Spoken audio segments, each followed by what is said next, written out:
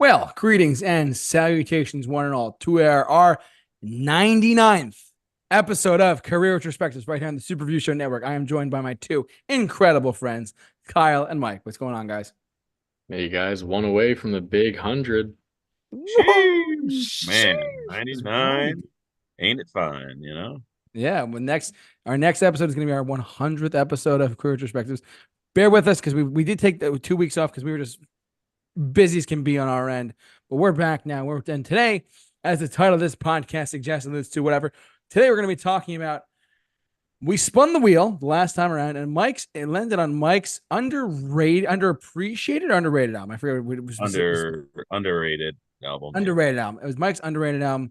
And his pick was Electric Light Orchestra's Zoom from 2001.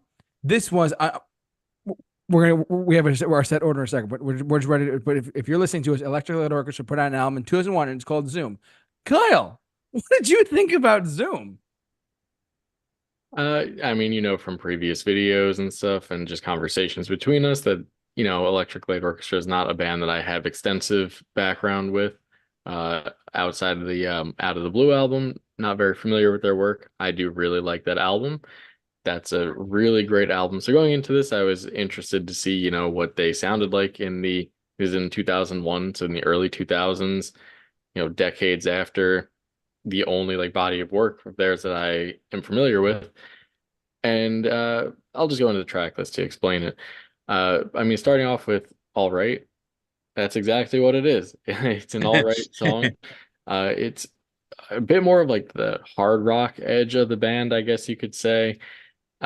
It does tend to meander a lot. It has very Beatles-esque vibes, which is something that carries out throughout a lot of the tracks on here, which I'm gonna get into later in specifics. This one, it was a 6. It's an okay song. It's an okay opener for this. Like I said, tends to meander a bit. Then you go to Moment in Paradise. I didn't like this one.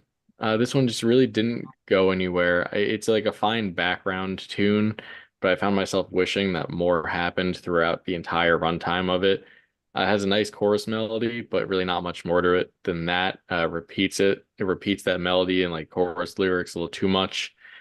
This one really reminded me of something you'd hear in a doctor's office waiting room.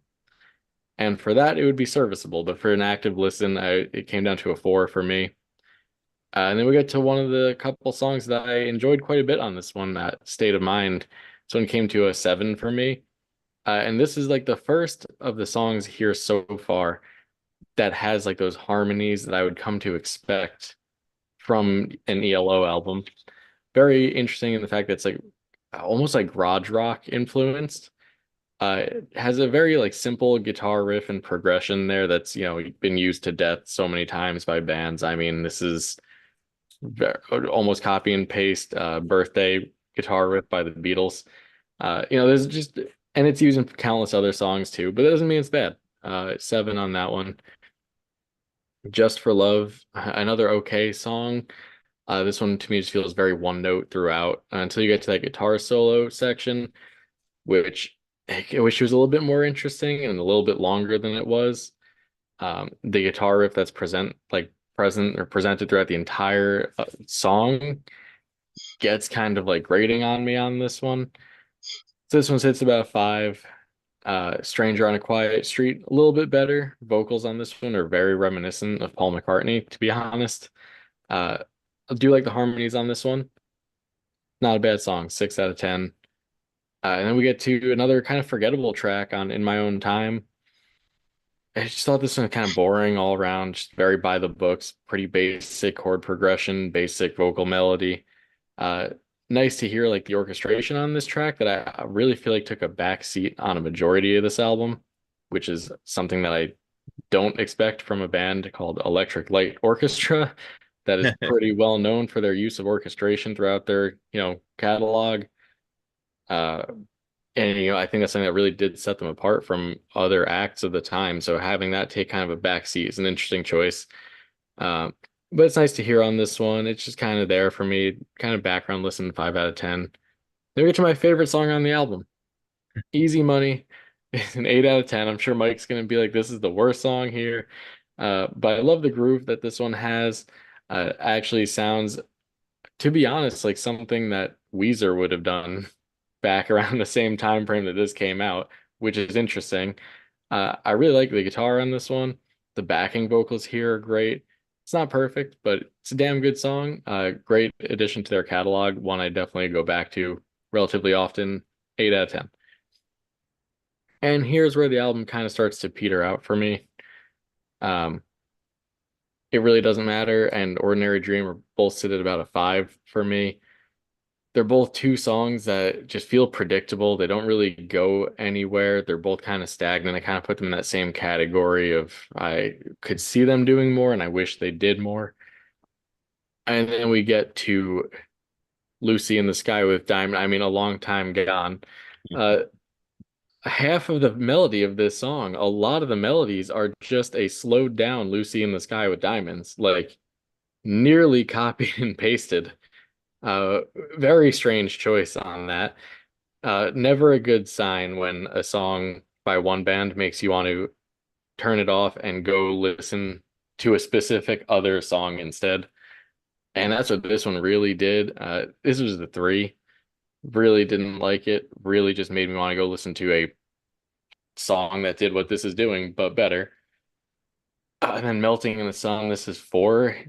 At times, this has like a weird Bob Dylan thing going on with the vocals almost. Most questionable vocal performance that I've heard from ELO, to be honest. Very strange. Didn't like it. I don't like Bob Dylan, so it didn't work for me. All She Wanted sounds like a standard 70s rock track. Just kind of there. It's a 5. And then we get to my least favorite song on the album. This album really just ended on a whimper for me with a song that doesn't seem to know its identity. Whether is this an ELO song? Is it a U2 song? Is it a song that's, trying to be sad, or a song that's trying to be harder? It never really lets the listener know what it's doing and just leaves you wanting more from just different aspects of it. I mean, if I could if I could explain this song in one phrase, I would say this song is just this is edging in song form. That's all it is. It gets to points where you're like, oh, it's gonna take off. It's gonna kick in and really get going now, and then it just doesn't happen over and over again for the 4 minutes of the song. So overall, this is an album that a lot of the songs actually had higher scores on first listen. But then the more I listened to it, quite a bit of songs just got lower in my books. It's a totally fine album to kind of like either drive to or just kind of like veg out and have on in the background. Totally serviceable album. It's not bad. A lot of the choruses just didn't really hit much and ended up kind of using those same the same melodies or the same like lyrics, which half the time were the titles of the songs, just kind of repeated a bit. Stayed pretty much the same throughout, didn't take too many twists and turns. Overall sits at a 5 out of 10 for me. All right, you heard it here first from the K-Man. A 5 out of 10 from Kyle. I'm gonna go next, if that's all right. Do it, man. I'm doing it, Mike. I'm doing it. This was so I'm more familiar with ELO, not as much as Mike, but I'm probably more familiar with ELO's work in the 70s into the 80s as Kyle, more than Kyle, but nowhere near as extensive as Mike, because Mike is our ELO guy, hands down. Now that being said, I'm not familiar. I knew the band took a break from 86 because Jeff Lynne was producing for a long time. He produced like Full Moon Fever for Tom Petty. He also produced some tracks for Brian Wilson in the 80s and stuff like that. But so when ELO kind of like reformed, I guess in like the late 90s, early 2000s, this is one of the albums that they put out in their discography. Mike's like smiling already. Because I can't say that word, but that's okay. Needless to say though, I there's a lot of Beatles influence on here. There's also because I mean, to be fair, Electric Light Orchestra, where John Lennon at one point said, "Electric Light Orchestra is our sons of Beatles." That's actually on YouTube. You can find it. Look that up if you want. He actually called ELO like the sons of Beatles. Like he actually, because Jeff Lynne like adored the Beatles, the lead singer of the ELO. He loved the Beatles, whatever. But needless to say, what we got on this one though is like very much so an album where I hate reiterating what Kyle said, but he kind of hit the nail on the head there. It's like, for a band that's called Electric Light Orchestra, there's not too many strings or not too many, not or barely not much usage of the orchestra part of the band. You know what I mean? And that took me by surprise too. Like, I mean, in the '80s, on certain other albums, they had like much more synthesizers in their band, but that's of the time too. I mean, if you want to go back to strings and stuff like that, I would definitely like check out like their last two albums too. But Jeff Lynne's ELO from the 2019 and 2022, I believe. But yeah, needless to say though, so this one was intriguing to me. It was very. I'll get to my rating when I'm done, but track by track, really quick. All right, I'm not gonna necessarily rate each track one by one, the individual numbers, but I'm just gonna say like the first half of this record, there's 13 songs. So from track one, all right, down to about like really like Stranger on a Quiet Street. I was very interested in what I was hearing. I enjoyed what I heard quite a bit because it was when the first track, all right, it kicks in like, all right, it is what I said. All right, it's nothing special, but as the album progressed on, I found myself kind of craving more of the strings because if you listen to stuff ELO from the 70s into the early 80s, a lot of their stuff had a lot of orchestrations, a lot of string usage, a lot of different styles of guitar riffs or whatever. They incorporated the orchestra into rock music so perfectly.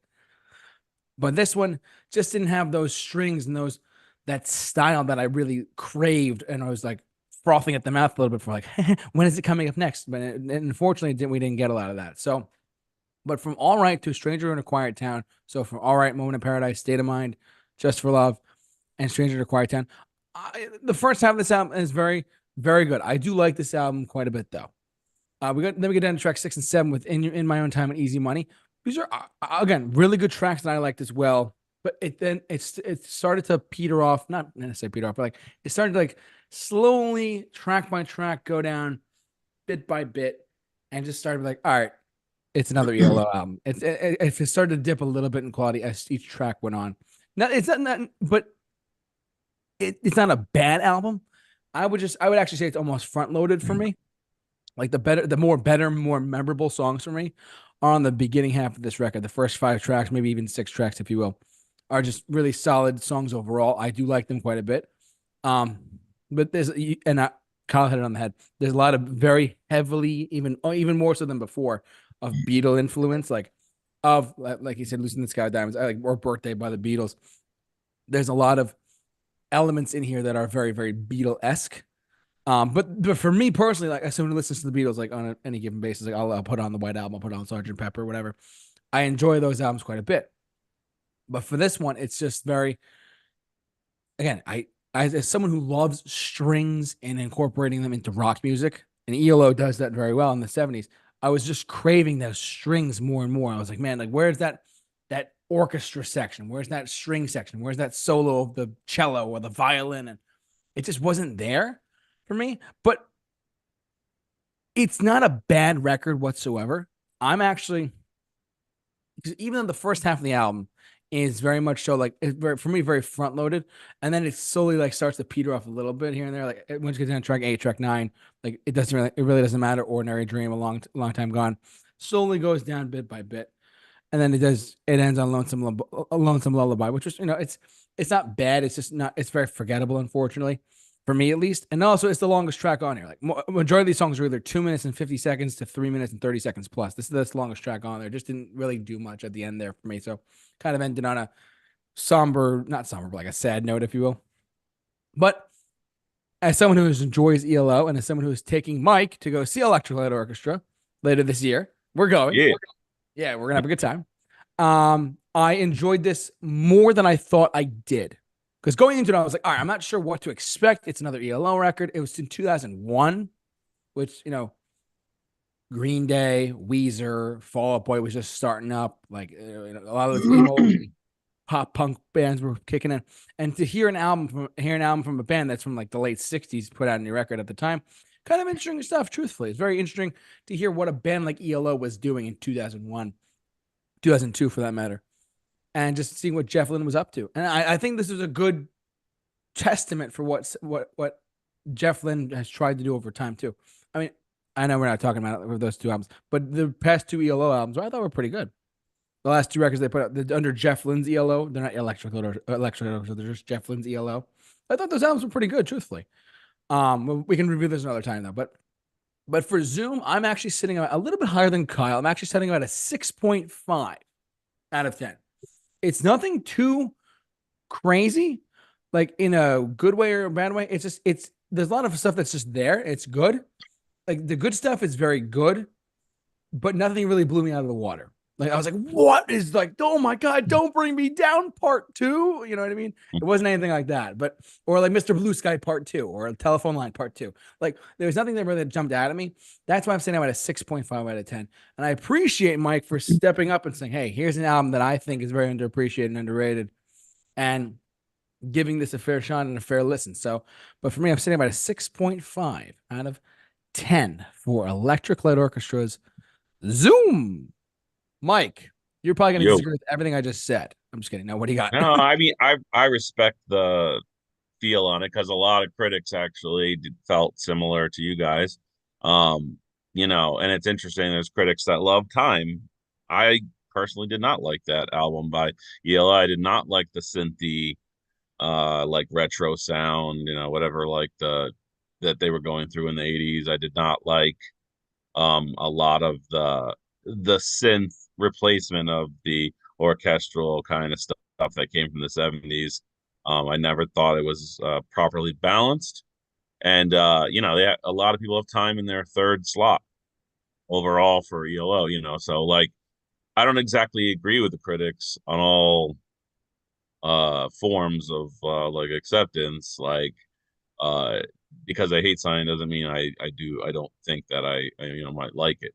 Now, I do admit this album is definitely a nod to a lot of previous kind of stars of the past. You know, like you get a Tom Petty feel throughout this. You get a Beatles feel throughout this. You get a very subdued quality to this album. There's lots of quiet, meandering kind of songs, but I kind of like that kind of stuff, which is why I was such a fan of this album when it came out. It was also as like growing up as an ELO fan, one that kind of came out around the time that I was getting into music, uh, finding my own stuff. You know, obviously, like my second era of finding music and calling it my own. So at first listen, I was much higher on this album. Then it continued to like kind of come down a little bit and level out to a more reasonable and realistic understanding of it. So, you know, it's a follow-up, it's the follow-up from the two of ELO's very weird experimental synth kind of albums, you know. So once you know, like those were the 80s and this was like the, you know, like this is like the first one that kind of like came out 15 years later. Um and you know, it has that blend of different kinds of styles. One song has that soul bluesy kind of feel, the next one has that classic rock and feel. There's a lot of Beatles-esque you know, a little like I wouldn't call them psychedelic, but I would call them spacey or like drift dreamy kind of feeling to them. I wouldn't call them dreamy. um you know, there's a lot of chatter from the fan base who were upset that um, they had heard rumors that there might be a return to sound with the orchestrals. Richard Tandy did do a song on this album. He is known for being, you know, with Yolo and actually uh, being the one who was responsible for a lot of the arrangements and kind of setting it up so that it did have it did layer through the music properly. And that didn't happen. It was far from what was delivered. While there are some still elements within this album that have those orchestrals in them, you know, but it definitely was just more subdued. You know, such songs as Moment of Paradise, you know, there's subdued songs, Just for Love, Long Time Gone, In My Own Time, Lonesome Love, etc. There's just a lot of that kind of thing going on. And I remember when this tour was announced for Zoom, it was canceled. There was one date and it was canceled due to low ticket sales. I think the interest in ELO overall was definitely not at its highest point. You know, with the current sound that they were trending towards. It kind of became an understanding that the sound was under the control of Jeff Lynne as a whole. And Jeff Lynne is a genius songwriter, but I do believe he works best when he's paired with other kind of forces, other directors, or producers and whatnot, directors, other types of voices coming in and giving their opinion. um, you know, and even with all the guest appearances from Ringo Starr, George Harrison, Richard Tandy, I feel like the album felt like hey, let's go down the list and like pay homage to like Tom Petty. Let's pay homage to a Beatles song. Let's pay homage to like the Billy Rock or like the soulful kind of throwback song. It felt very like we're gonna do these songs to kind of bring back that varied feel that ELO albums have, where one song sounds like a doo-wop song, the next song sounds like a 70s song, the next song sounds like this. So it does have that varied and like lots of different things going on. But so I'll just get right into my review here. All right. Yeah, it was okay. I like this one better now than I used to. I used to skip the song right away when I first listened to this album. Skip right and go to Moment in Paradise. But I came back and I kind of was like, it's pretty good. It's got some cool instrumentation in the background. The guitar is a heavy presence. Vocally, it's pretty basic. It's not super catchy, but it's just has a little bit of a memorable chorus. But it's overall repeats a lot, so it's like 7 out of 10. Pretty basic. And then Moment in Paradise. I still love the song. I wouldn't call it a guilty pleasure as much as it is um as enjoying the atmosphere of it as well. It does have some weird vocal change ups in it that do some weird, I wouldn't say yodeling or like but it just does like weird like stuff that I think he's going a little bit trying a little too hard to do kind of stuff with his voice to kind of maybe he's trying to show off like, hey, I still got it, folks.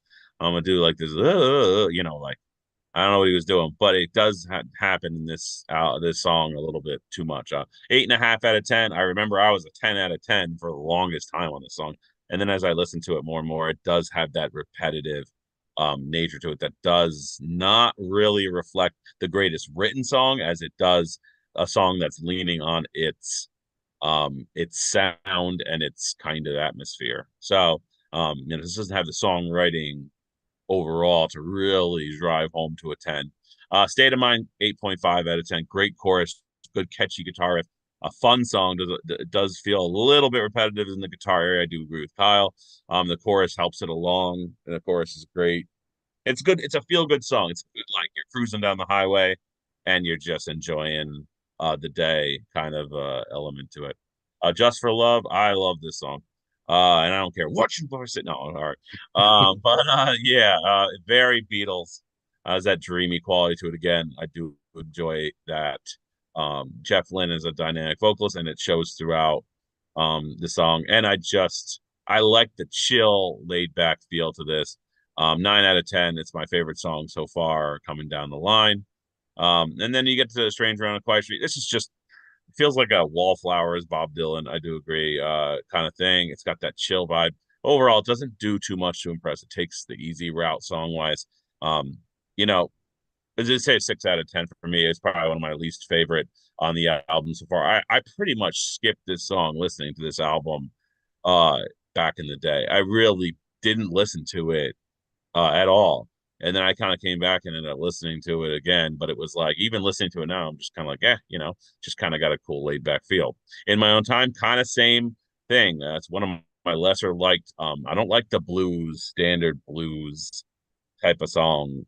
It's nice, but it doesn't have the orchestrals you can chew on, like the usual ELO feel, like the Out of Blue Discovery, Face the Music. Like it really is just missing that.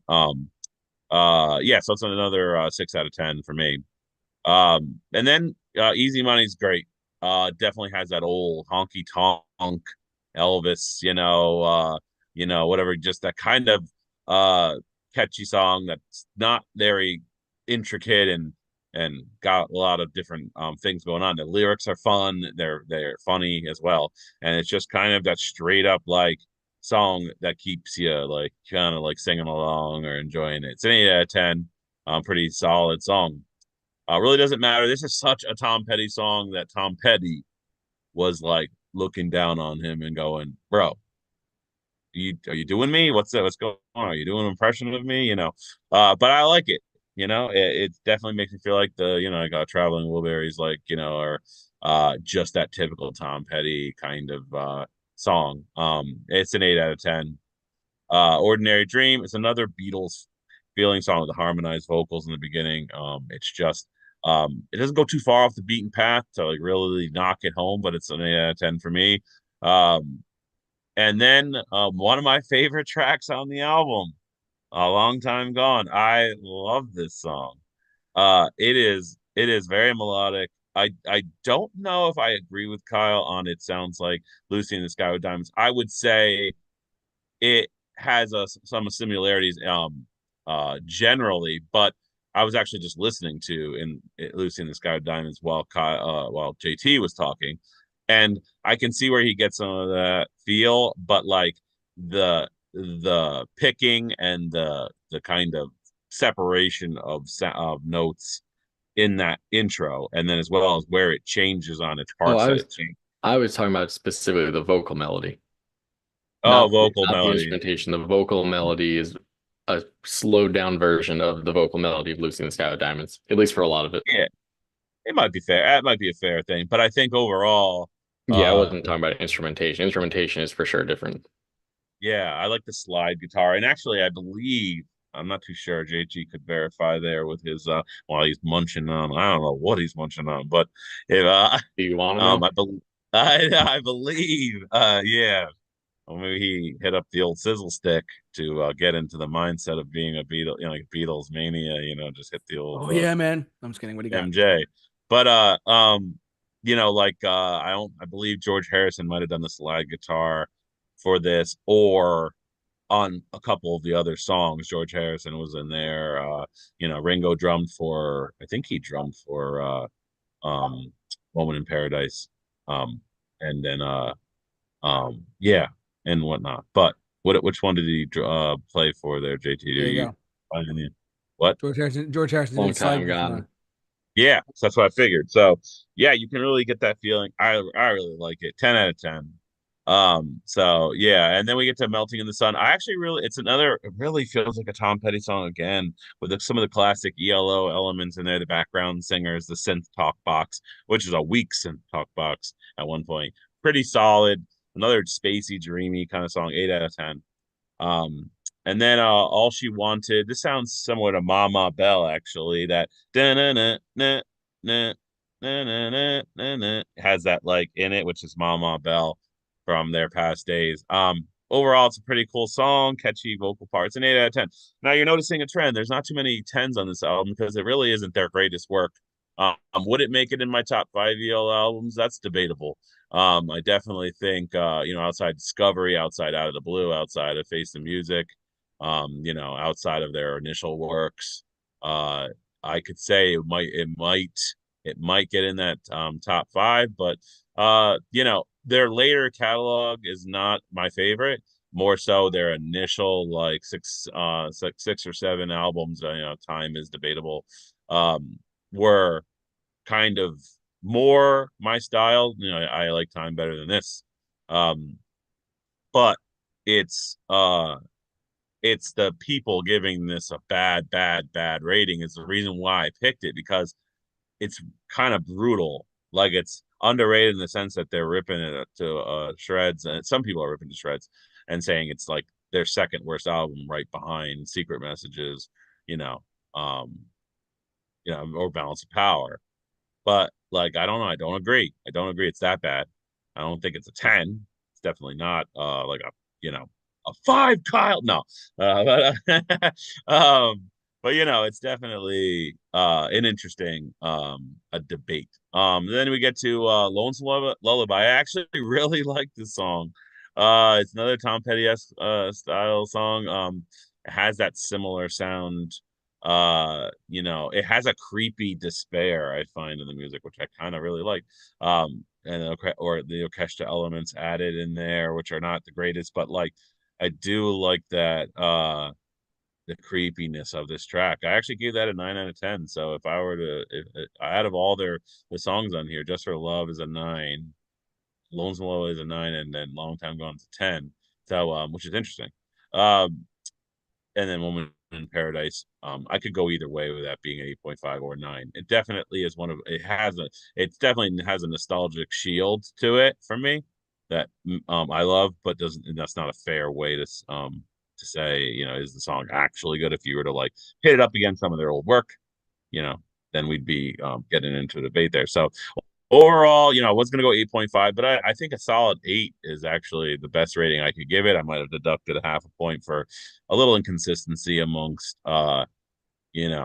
just the lack of orchestrals or the lack of having some songs out of a driving pace to them, a little more subdued.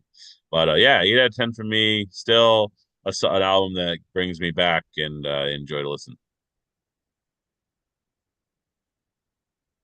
You heard it here first. 8 out of 10. There you go. That's from Mike right there. Is that it, guys? Or are we going to spin the wheel, or what are we going to go next? I don't know what we're doing next. Are we doing? Well, it's our 100th episode. We got to figure something out, Yep. No. Yeah. So, I mean, but I don't know if we were going to spin the wheel, if we were going to do our breakdown of, if you guys are ready to do a breakdown of the Killer's discography. Discography, Mike. Discography.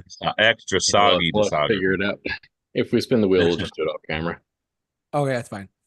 But you heard it first, guys. A 5 out of 10 from Kyle, a 6.5 out of 10 from me, and a solid 8 out of 10 from yours truly, Mr. Mike. We want to thank you all for watching, listening, however you enjoy us tonight. Thanks so much for tuning into our podcast. As always, we are back now. Our 100th episode of Career Retrospectives is going to be next Monday, not Wednesday. That's our other podcast. Sorry, live on YouTube. As you know, we do the show live on YouTube, and then we upload it to podcast format on Apple and Spotify podcasts shortly afterwards. I want to throw a party. We're going to throw a party. We're doing a live stream. Take the money we've earned from the show. We're going to go to Little Caesars and get ourselves a pizza. So yeah, it's excited, man. You heard it here first. We're going to the strip club. I'm just kidding, guys. No. This is a PG-13 podcast. No, I digress. Kyle, is Q&A still going? Yeah, still going. Still going. Please tune into the Q&A podcast by this guy right here. He does a great job. It was available where you get all your podcasts from. But yeah, that's gonna do it for us, guys. Thanks so much for watching. But for all of us here at the Super Review Show, stay safe, take care, and be awesome.